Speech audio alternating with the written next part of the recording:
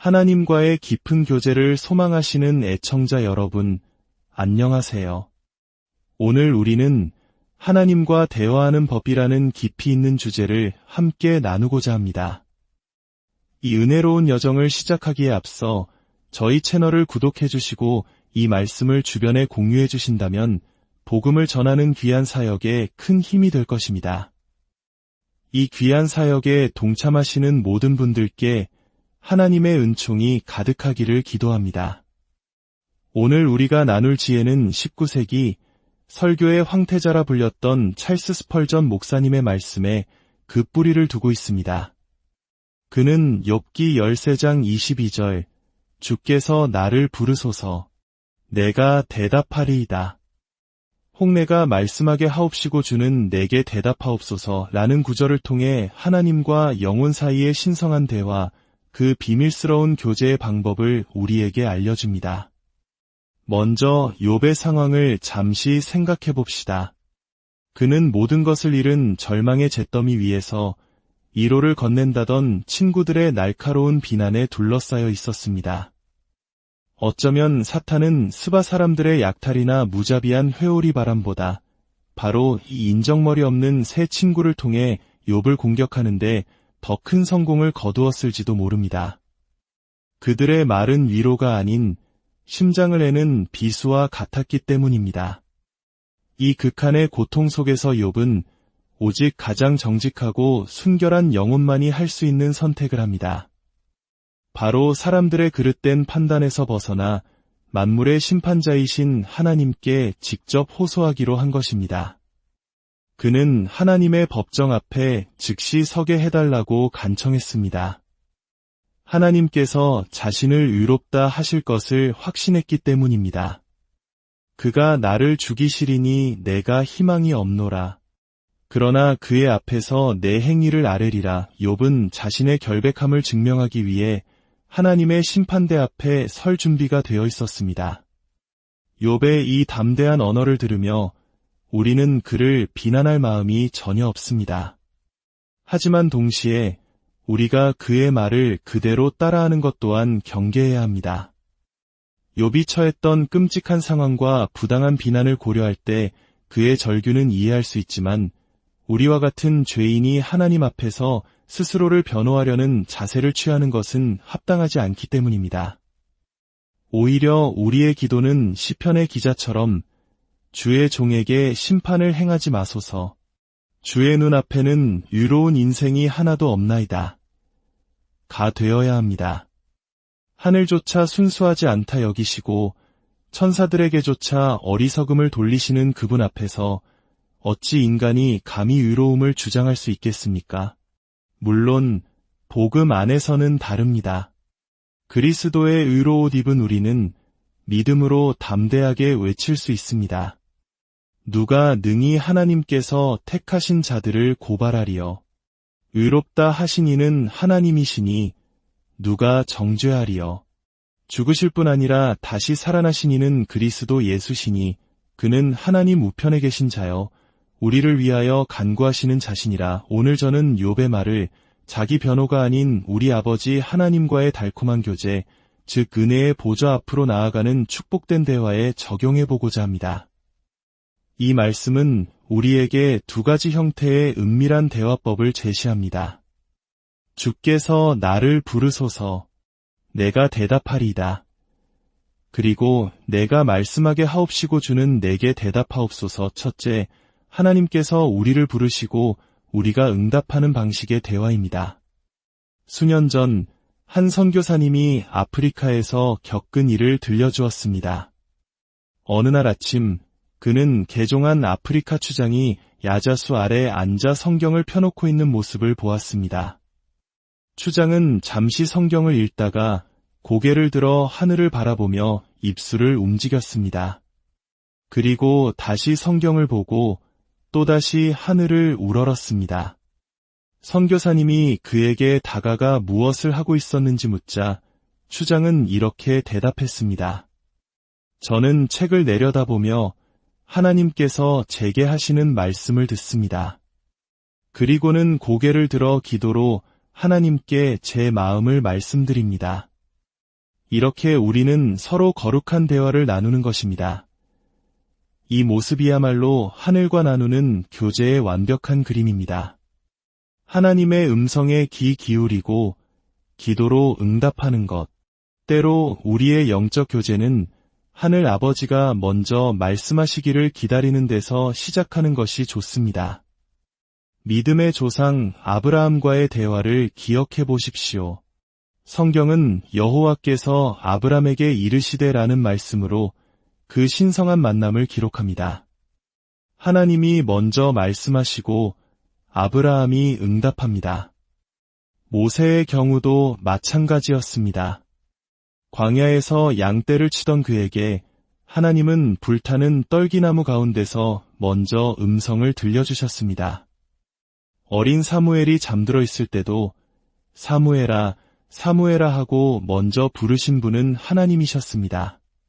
그리고 사무엘은 말씀하옵소서 주의 종이 듣겠나이다 라고 응답했습니다. 하나님은 오늘도 우리에게 말씀하십니다.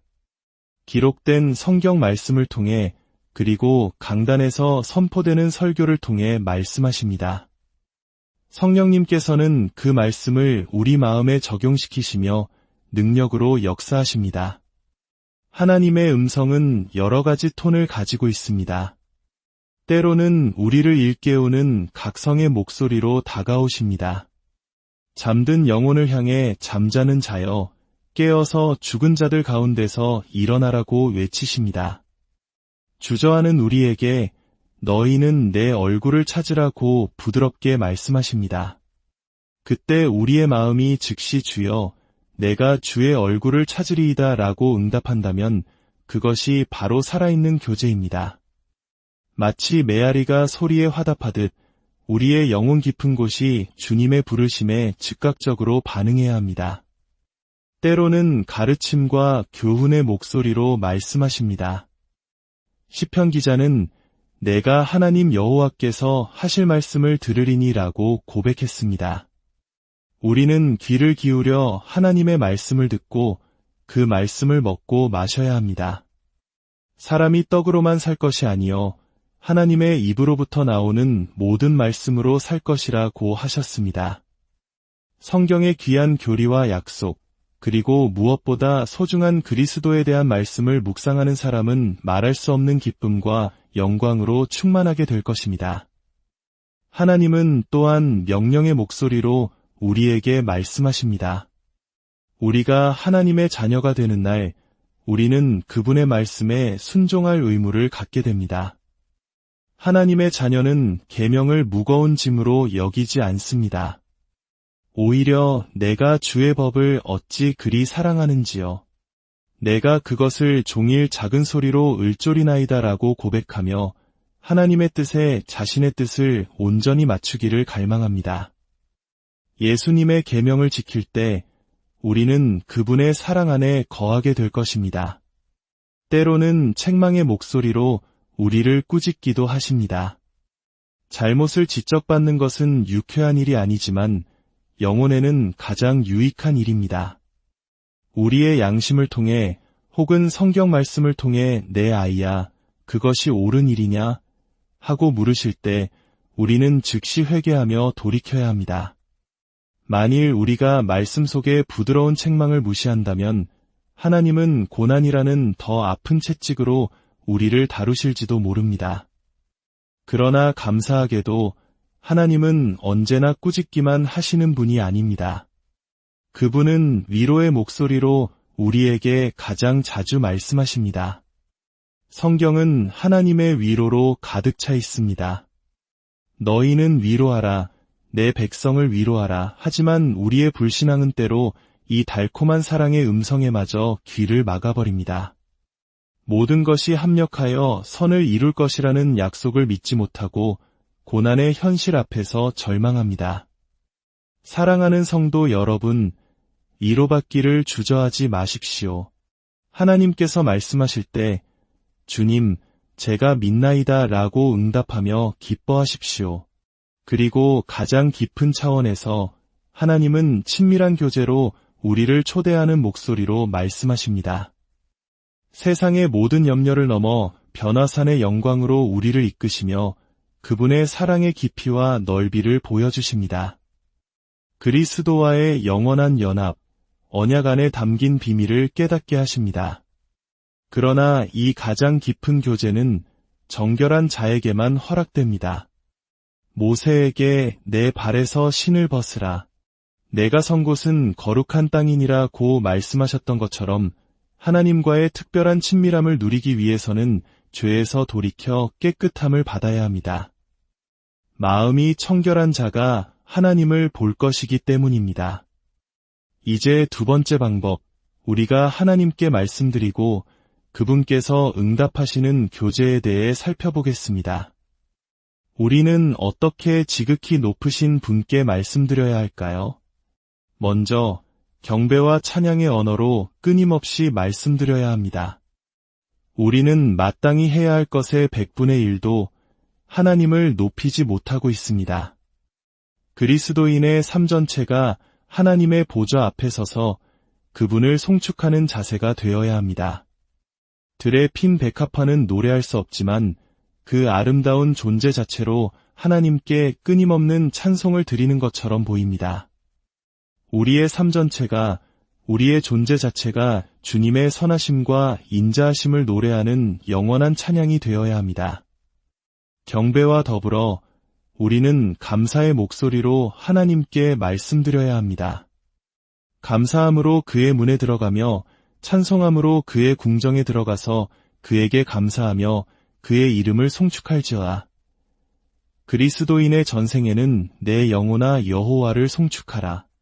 내 속에 있는 것들아 다 그의 거룩한 이름을 송축하라는 한 문장으로 요약되는 시편과 같아야 합니다. 그러나 우리는 죄인이기에 경배와 감사만으로는 충분하지 않습니다. 하나님 앞에 나아갈 때는 언제나 죄의 고백이 뒤따라야 합니다. 저는 천국에 이르기까지 죄의 고백을 멈출 수 없을 것이라 생각합니다. 하나님께 가까이 나아갈수록 우리는 욥처럼 내가 주께 대하여 귀로 듣기만 하였사오나 이제는 눈으로 주를 배움나이다. 그러므로 내가 스스로 거두어드리고 티끌과 제 가운데에서 회개하나이다. 라고 고백하게 될 것입니다. 겸손하게 죄를 자복할 때 주님은 우리의 기도를 들어주실 것입니다. 물론 우리는 간구의 목소리로도 하나님께 말씀드려야 합니다. 우리는 언제나 부족하고 연약하기에 오늘 우리에게 일용할 양식을 주시옵고 라는 기도를 멈출 수 없습니다. 육적인 필요와 영적인 필요를 위해 그리고 우리 자신뿐만 아니라 다른 이들을 위한 중보기도의 사역을 계속해야 합니다. 때로는 결단의 언어로 하나님께 말씀드릴 수도 있습니다. 탕자가 내가 일어나 아버지께로 돌아가리라고 결심했던 것처럼 우리 또한 내가 평생에 주께 부르짖으리이다 라고 다짐할 수 있습니다. 잊고 있던 의무가 분명하게 깨달아질 때 주여, 주의 종이 기쁨으로 이 일을 행하겠습니다. 저를 도와주소서라고 고백하는 것은 아름다운 일입니다. 그리고 마지막으로 우리는 가장 친밀한 사랑의 언어로 하나님께 말씀드려야 합니다. 아가서에서 교회가 신랑이신 주님을 향해 내게 입맞추기를 원하니 내 사랑이 포도주보다 나음이로구나 라고 외쳤던 것처럼 거룩하게 된 영혼과 사랑하는 주님 사이에는 세상이 알 수 없는 사랑의 대화가 있습니다. 여러분의 마음속에 있는 모든 것을 주님께 털어놓으십시오.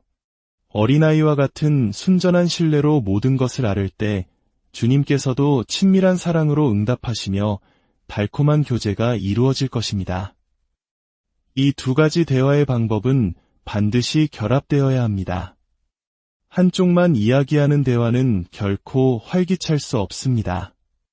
기도는 열심히 하지만 말씀을 읽지 않는 사람은 마치 밖으로 물을 퍼내기만 하고 새로운 물을 채우지 않는 말은 샘과 같아질 것입니다. 반대로 말씀만 읽고 듣고 기도하지 않는 것 또한 하나님과의 교제를 이룰 수 없습니다.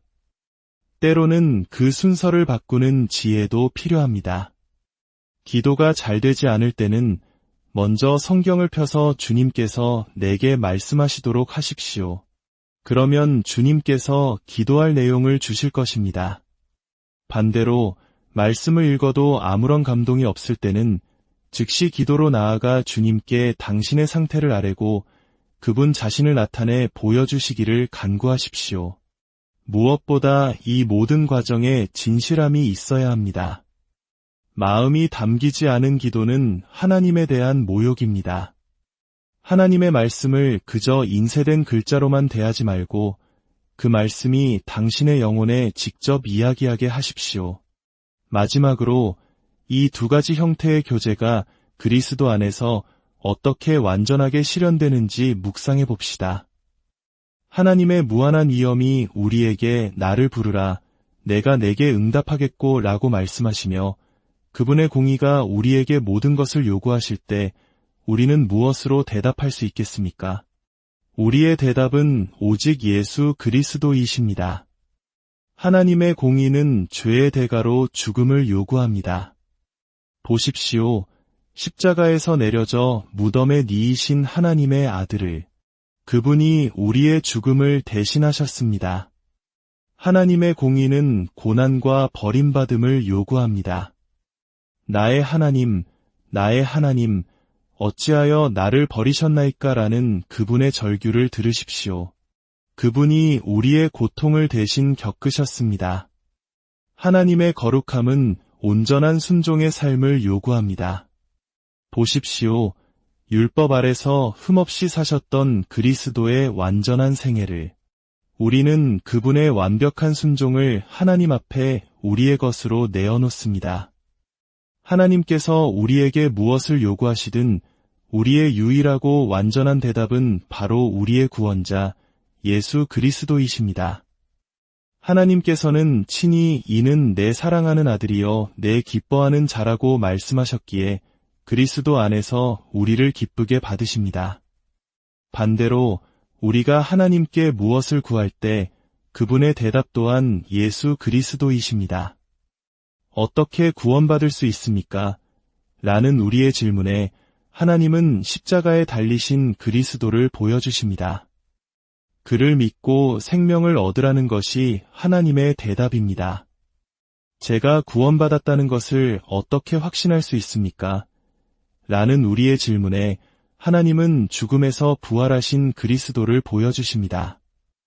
내가 살아있으니 너희도 살아있겠음이라는 그분의 약속이 하나님의 대답입니다. 하나님, 저를 얼마나 사랑하십니까? 라는 우리의 물음에 하나님은 자신의 아들을 내어주심으로 대답하십니다. 자기 아들을 아끼지 아니하시고 우리 모든 사람을 위하여 내주신 이가 어찌 그 아들과 함께 모든 것을 우리에게 주시지 아니하겠느냐는 말씀이 하나님의 대답입니다. 그리스도인의 마음이 예수님이라고 부를 때 하나님의 마음 또한 예수님이라고 응답하시는 것, 이것이 바로 가장 복된 대화입니다. 우리가 예수님 안에서 안식을 얻을 때 하나님께서도 예수님 안에서 영원한 안식을 누리십니다. 이렇게 믿는 자와 하나님은 사랑하는 한 분 안에서 함께 쉽니다. 오늘 나눈 말씀을 통해 여러분 모두가 매일의 삶 속에서 하나님과 더욱 깊고 친밀한 대화를 나누시기를 소망합니다. 우리 주 예수 그리스도의 은혜와 하나님의 사랑과 성령의 교통하심이 여러분 모두와 함께 하시기를 축복합니다.